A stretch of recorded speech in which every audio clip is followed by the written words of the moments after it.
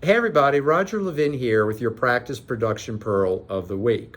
We're going to talk about a leadership and managerial concept taught at Harvard Business School, and I'm sure many others, where it talks about having the lowest compensated person who's capable of doing a job do the job. Now, we see a lot of dental practices all year long coming into our programs, and we constantly see habits and not strategy. And what does that mean? You're in the habit of doctors do certain things, and administration does certain things, and assistants do certain things, and hygienists and office managers and treatment coordinators, and so on. But those are habits. And when we break down the job descriptions, we find many people at higher compensation are doing jobs that other people can do at lower compensation. None of this is about who's good or bad or human value. It's about good business protocol. You want the lowest compensated person that can do a job to do that job. And what it takes is building a delegation map. It's taking a look at what are you doing that someone else could do. Is the office manager doing a scheduling coordinator's job? Dentists do a lot of jobs that are not their job.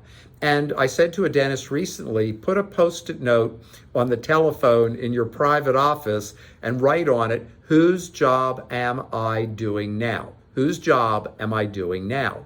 And he called back 3 weeks later and said he had identified 11 different items that other people could do that he's already delegated because they were already capable of doing it, and got them off his plate.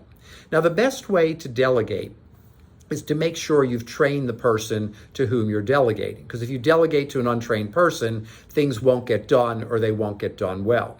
But if you delegate to a trained person, you've got a phenomenal opportunity of it not coming back. In fact, in delegation, when I teach delegation principles, you put up a force shield that surrounds you, an invisible force shield, where if they try to give the delegation back, it bounces off the force shield. They can't do it. Because people do have a tendency to want to give it back. That's already been well documented, and it's not unpleasant on your part. Make sure when you delegate, it stays with the person to whom you delegated. And if they're struggling in some way, then work with them, help them, but don't just take it back.